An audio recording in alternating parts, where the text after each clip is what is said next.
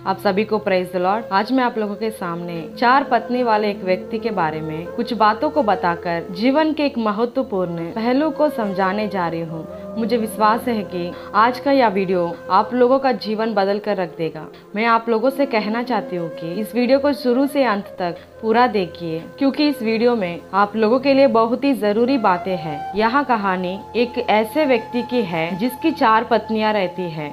चारों पत्नियों के प्रति उसका व्यवहार अलग अलग था और यहाँ अलग अलग व्यवहार हमारे जीवन के लिए बहुत बड़ी सीख को देता है। इसलिए मैं आप लोगों से कहना चाहती हूँ, इस वीडियो को पूरा जरूर देखिए। एक व्यक्ति की 4 पत्नियां रहती है। चौथी पत्नी से वो बहुत प्यार करता था, उसको सब चीज दिलाता था, पार्टी में लेकर जाता था, अच्छे अच्छे कपड़े दिलाता था, गहने दिलाता था, सभी प्रकार की अच्छी बातें उसके लिए करता रहता था। सबसे ज्यादा ध्यान उसी के ऊपर देता था। तीसरी पत्नी से भी वो प्यार करता था, उसको भी सब चीज दिलाता था और उसकी जरूरत के लिए सभी बातें पूरी करता था, पर उसे पार्टी में नहीं ले जाता था और ज्यादा किसी से नहीं मिलाता था। दूसरी पत्नी से भी वो प्यार करता था, कुछ कुछ दिनों में उससे मिलने जाता था, उससे भी अच्छा व्यवहार करता था। लेकिन इस व्यक्ति की जो पहली पत्नी रहती है उसको वो बिल्कुल पसंद नहीं करता था, उसके ऊपर बिल्कुल ध्यान नहीं देता था।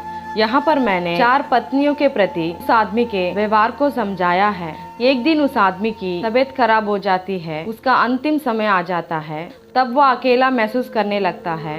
वह बिस्तर में पड़े पड़े अपनी चौथी पत्नी से कहता है, मैं अकेला महसूस कर रहा हूँ, मुझे डर लग रहा है, क्या मेरे मृत्यु के बाद तुम मेरे साथ आओगी? उसकी यह बात को सुनकर चौथी पत्नी घमंड के साथ कहती है, मैं तुम्हारे साथ बिल्कुल नहीं आऊंगी। उसकी यह बात को सुनकर वह व्यक्ति काफी दुखित होता है, क्योंकि जैसे मैंने पहले बताया था कि वह चौथी पत्नी को बहुत प्यार करता था, उसके लिए सब बातों को पूरा करता था। लेकिन अंतिम समय में उसी पत्नी ने घमंड के साथ कहा कि मैं तुम्हारे साथ नहीं आऊंगी। अब वह व्यक्ति तीसरी पत्नी से पूछता है कि मैं अकेला महसूस कर रहा हूँ, क्या तुम मेरे साथ आओगी? तब तीसरी पत्नी कहती है, मुझे भी आपसे प्रेम है, पर आपके मरने के बाद मैं किसी और से शादी कर लूंगी, मैं आपके साथ नहीं आ पाऊंगी। तीसरी पत्नी की यह बात सुनकर वह व्यक्ति फिर दुखी होता है। अब वह दूसरी पत्नी से पूछता है, क्या तुम मेरे साथ आओगे? तब दूसरी पत्नी कहती है, मैं भी आपसे प्यार करती हूँ, मैं सिर्फ समाधि तक आपके साथ आऊंगी, आपके मरने के बाद कभी कभी आपको मैं याद करते रहूंगी।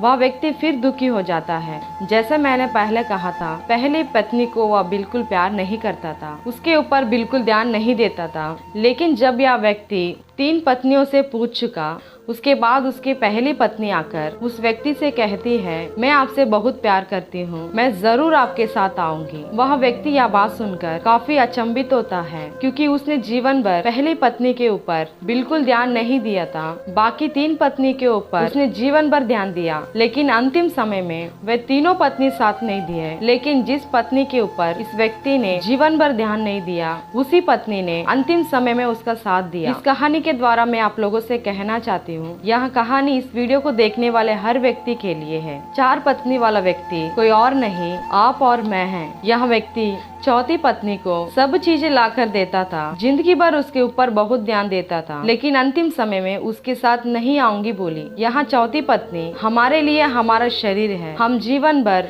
अपने शरीर को बहुत प्यार करते हैं, उसके लिए सारे आवश्यकता को पूरा करते हैं, अच्छे अच्छे कपड़े पहनाते हैं, गहने लाकर देते हैं, सभी के सामने अपने आप को खूबसूरत दिखाने का प्रयास करते हैं। लेकिन अंतिम समय में जैसे इस व्यक्ति की चौथी पत्नी ने कहा, मैं तुम्हारे साथ नहीं आऊंगी, वैसे ही अंतिम समय में हमारा शरीर भी हमारे साथ नहीं आता। इस व्यक्ति ने तीसरे पत्नी के प्रति भी अच्छा व्यवहार रखा, उसे भी सब चीज दिलाता था, लेकिन उसे लोगों को ज्यादा नहीं दिखाता था। यहाँ तीसरी पत्नी हमारे जीवन में हमारा धन और जायदाद है। जैसे इस व्यक्ति की तीसरी पत्नी ने आखिरी समय में कहा है कि मुझे भी आपसे प्रेम है, पर आपके मरने के बाद मैं किसी और से शादी कर लूंगी। वैसे ही हम जीवन भर धन जायदाद को भी काफी महत्व को देते हैं, लेकिन हमारे मरने के बाद वो किसी और का हो जाता है। इस व्यक्ति ने अपनी दूसरी पत्नी से भी अच्छा व्यवहार रखा, उससे भी कभी कभी मिलने जाता था, लेकिन दूसरी पत्नी ने भी उस व्यक्ति से कहा है कि मैं सिर्फ समाधि तक आऊंगी, मरने के बाद याद करते रहूंगी।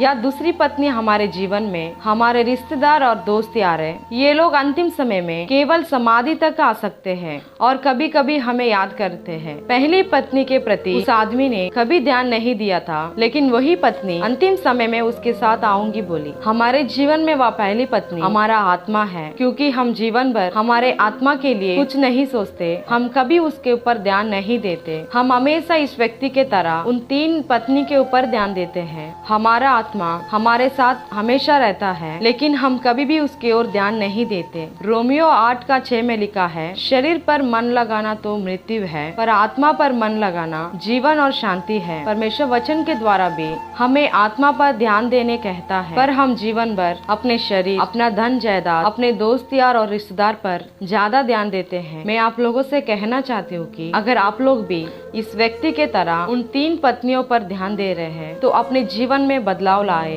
क्योंकि आत्मा ही हमारे साथ हमेशा बनी रहती है और हम हमेशा व्यर्थ की बातों में ध्यान देकर आत्मा के विरोध में काम करते हैं। गलतियों उसका 5:17 में लिखा है, क्योंकि शरीर आत्मा के विरोध में और आत्मा शरीर के विरोध में लालसा करता है और ये एक दूसरे के विरोधी है। यहाँ पर परमेश्वर वचन के द्वारा कहता है कि आत्मा और शरीर दोनों एक दूसरे के विरोधी है। इसलिए मैं आप लोगों से कहना चाहती हूँ, शारीरिक लालसाओं के ऊपर ज्यादा ध्यान ना दे, क्योंकि शारीरिक लालसाएं आत्मा के विरोध में काम करती है और हमारे जीवन को नाश के कगार पर लेकर जाती है। मैं आप लोगों से कहना चाहती हूँ कि आज इस वीडियो को देखने के बाद से आप अपने जीवन में अपनी आत्मा के लिए प्रथम स्थान दे। हमेशा याद रखिए कि आपकी आत्मा ही आपके साथ हमेशा बनी रहेगी। सांसारिक बातें तो खत्म हो जाएगी, लेकिन अंत तक आपका आत्मा ही आपके साथ रहेगा। परमेश्वर के वचनों का ज्यादा मनन करें। जैसे संसारिक शरीर के लिए हम बहुत सारी बातों को करते हैं, वैसे ही आत्मा के लिए हमें परमेश्वर के वचनों का ज्यादा ध्यान करना चाहिए। जैसे हम भोजन के द्वारा अपने शरीर को तृप्त करते हैं, वैसे ही आत्मा के लिए आत्मिक भोजन भी जरूरी है। इसलिए आज के बाद से आत्मिक भोजन की ओर ज्यादा ध्यान दें। मैं विश्वास करती हूँ कि यह वीडियो आप लोगों के जीवन में बहुत आशीष को लाएगा। Praise the Lord.